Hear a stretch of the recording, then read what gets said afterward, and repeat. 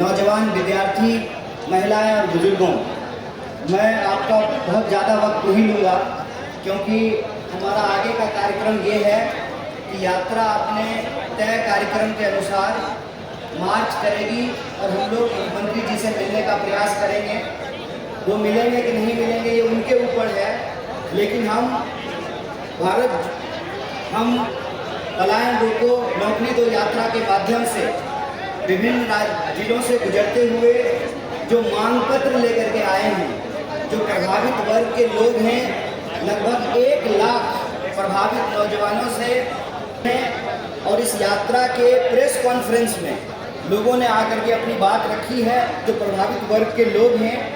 और यह यात्रा एक हद तक कम से कम एक कोशिश तो जरूर है कि बिहार के भीतर जो जन समस्याएं हैं उसका जन संघर्ष बनने का जो है एक अवसर प्रदान किया है।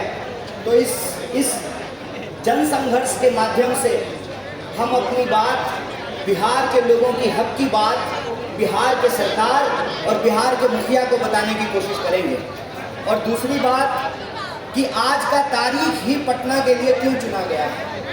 आज का तारीख पटना के लिए इसलिए चुना गया कि आज महात्मा ज्योतिबा फूले की जयंती है और महात्मा ज्योतिबा फूले कहते थे कि शिक्षा के बिना बुद्धि का नाश होता है और बुद्धि के बिना नैतिकता का नाश होता है, नैतिकता के बिना विकास का नाश होता है और विकास के नाश से धन का नाश होता है और धन का नाश होने से जो बहुजन वर्ग के लोग हैं, जो बहुतायत लोग हैं, उनकी तबाही आती है, उनका भारी नुकसान होता है। तो महात्मा ज्योतिबा फूले शिक्षा पर जोर देते थे और कहते थे कि बहुतायत लोगों के लिए, समाज के जो गरीब लोग हैं, शोषित लोग हैं, पीड़ित लोग हैं, उनका कल्याण शिक्षा से हो सकता है, इसीलिए उनको शिक्षा पे जोर देना चाहिए।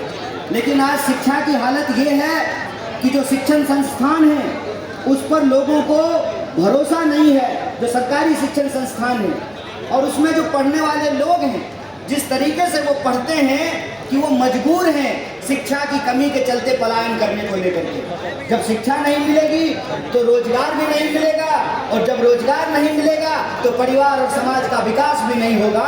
और ये शिक्षा की कमी, रोजगार की कमी, कानून व्यवस्था की कमी आज इस राह पर ला करके खड़ा किया है कि भारी संख्या में लाखों लोग बिहार से पलायन करते हैं, अपनी जरूरत को पूरा करने के लिए दूसरे राज्यों में जाते हैं। और यह जो पलायन है इसके बारे में याद रखिएगा, ये सिर्फ बेहतरी के लिए नहीं बल्कि मजबूरी के लिए भी करना पड़ता है। इसीलिए इस पलायन के दंश से बिहार को निकालना जरूरी है। और जब हम बिहार को पलायन के दंश से निकालना चाहते हैं तो यहाँ एक बात कहना बहुत जरूरी है। आज देश में एक साजिश चल रही है कि शोषण के खिलाफ जो ऐतिहासिक संघर्ष रहा है उन ऐतिहासिक संघर्षों को भुला दिया जाए। जो वंचित वर्ग के लोग हैं, जो गरीब हैं, जो शोषित हैं, जो पीड़ित हैं, उनके मन में यह विश्वास बैठा दिया जाए, ये भ्रम बिठा दिया जाए कि आज के इस शोषण के दौर से लड़ा नहीं जा सकता है। इतिहास के शोषण के खिलाफ संघर्षों को इसलिए बुलाया जाता है कि मौजूदा समय का जो शोषण है उसको बचा करके रखा जा सके और जो शोषित वर्ग है वो अपने हक के लिए आवाज नहीं उठा सके, अपने अधिकार के लिए संघर्ष नहीं कर सके। जो बढ़ती हुई महंगाई है, जो बढ़ती हुई बेकारी है, जो असमानता है, जो गरीबी है, जो शिक्षा और स्वास्थ्य की कमी है, उसके खिलाफ लड़ने वाली जवान जो है वो मुखर ना हो पाए, वो बुलंद ना हो पाए। इसीलिए इतिहास के संघर्ष को भुलाने की कोशिश की जाती है। इसीलिए मैं आपको बता दूं कि सरकार ने, सेंसर बोर्ड ने महात्मा ज्योतिबा फूले और माता सावित्रीबाई फूले के ऊपर जो फिल्म बनी उस फिल्म पर रोक लगा दिया, उसको प्रतिबंधित कर दिया।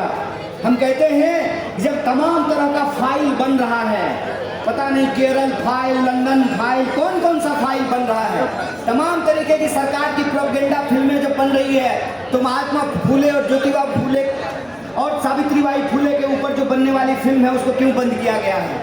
उसको इसलिए बंद किया गया है कि देश के भीतर जो शोषित पीड़ित लोग हैं वो अपनी आवाज को बुलंद नहीं कर सके। इसीलिए हम आप तमाम बिहार के नौजवानों और विद्यार्थियों से अपील करते हैं, कांग्रेस पार्टी के एक एक कार्यकर्ता से अपील करते हैं, साथियों हमारे कंधे पे एक बहुत बड़ी जिम्मेवारी है। हमारे कंधे पे जिम्मेवारी है इस देश की आज़ादी को बचाने का। हमारे कंधे के ऊपर जिम्मेवारी है इस देश के संविधान को बचाने का। और हमको यह जो काली टोपी का काला कारनामा है, इसके खिलाफ व्हाइट टी शर्ट पहन करके, न्याय योद्धा बन करके, संविधान सेनानी बन करके हमको अपने आज़ादी की रक्षा करना पड़ेगा।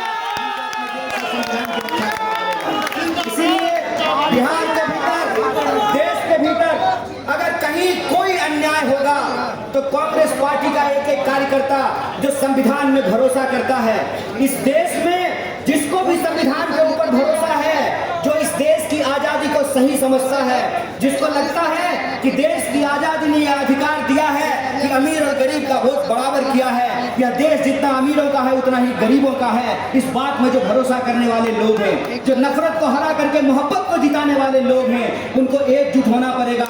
उनको कांग्रेस की विचारधारा से जुड़नी पड़ेगी, कांग्रेस का हाथ मजबूत करना पड़ेगा, क्योंकि कांग्रेस की लड़ाई अन्याय के खिलाफ न्याय की लड़ाई है। कांग्रेस की लड़ाई गुलामी के खिलाफ आजादी की लड़ाई है। कांग्रेस की लड़ाई इस देश में जो ऊंच नीच की व्यवस्था है उसको समाप्त करके समानता को स्थापित करने की लड़ाई है। इसीलिए मैं आप तमाम साथियों से आग्रह करता हूं कि यह यात्रा, ये अंतिम बात मैं आपसे बोल रहा हूं, यह यात्रा आज समाप्त नहीं हो रहा है, इस बात को याद रखिएगा। ये अंजाम नहीं है, आगाज है, इस बात को याद रखिएगा। इस बात को याद रखिएगा कि बिहार जब जब करवट लेता है देश बदलता है, और देश के इस बदलाव में बिहार के जो तमाम छात्र और नौजवान हैं कदम से कदम मिला करके इस आंदोलन में, इस जन आंदोलन में हिस्सा लें। और कांग्रेस पार्टी को हम शुक्रिया अदा करना चाहते हैं, हमारे नेता सचिन पायलट का, यूथ कांग्रेस का, NSY का, और एक एक वो व्यक्ति जो यात्रा में यात्री बन करके चला है, जो पेंडिंग भर्ती वाले हमारे नौजवान साथी हैं, हम सबका धन्यवाद करना चाहते हैं कि आपने जन संघर्ष का एक मंच दिया है। बदलाव की चाहत रखने वाला एक एक इंसान से जन संघर्ष के मंच से जुड़ेगा और बिहार में बदलाव होगा। ये अंजाम नहीं है, ये आगाज है, ये आगाज है कि हम बिहार में बदलाव करेंगे। बहुत बहुत शुक्रिया, बहुत बहुत धन्यवाद।